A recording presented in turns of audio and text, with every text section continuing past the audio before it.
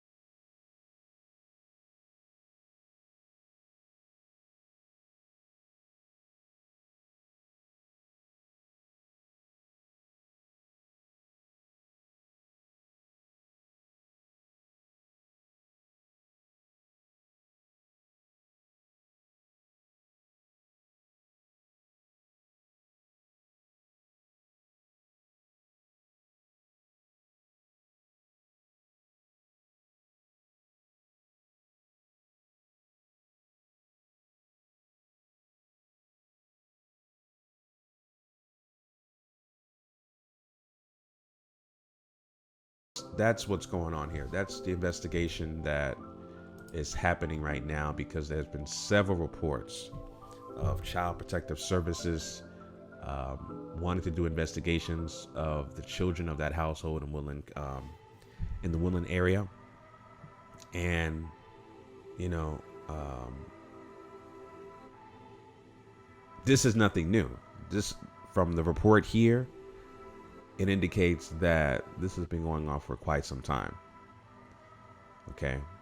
So there has been a lot of reports of you know, Devonte saying that, or at least reports that saying that Devonte was denied of food, resources. He was isolated, extremely isolated from the outside world. And when you look at those kind of signs, especially coming from the dominant white society, you know, people like Mark Anthony Conduit and Nicholas Cruz, they were isolated, you know, people. The people that you got to look out for, especially when it comes to these suspected terrorists, these white identity extremists, you got to look out for the isolation, the quietness. And the dominant white society sees that as a non-threat. Oh, he was so quiet and reserved. He was so well-mannered. I didn't suspect that from him. See, that right there is a telltale sign. There is a huge problem. But the dominant white society views that as a non-threat, right? So those are the people you got to look out for. Isolation. If you don't know exactly what the hell is going on in the Woodland household, with the Hart household, if they were isolating their children, that's a huge red flag. So isolation is a huge red flag, but according to the dominant white society, that's non-threatening. So those are the things you got to look out for, right? So they're going to continue to do an investigation. They're looking for a search warrant to search the house. And I'm pretty sure they're going to find all kinds of clues, especially on their computers, documents. They're going to find all kinds of things. They're going to lead to believe that this accident, quote unquote, was a murder-suicide. No doubt about it. And anybody that's adopting a non-white child that's classified as non-black, and they are isolating them from the outside world, that is a huge red flag. Huge red flag. If you don't know what the hell's going on, if you're like, okay, well, if you're a neighbor to, or you live nearby to a if you live nearby to a couple or someone that's adopting non-white children that's classified as non-black, and you don't know too much about what's going on, they don't go to a public school, they're being homeschooled, they're isolated, that's a huge red flag. So understand that.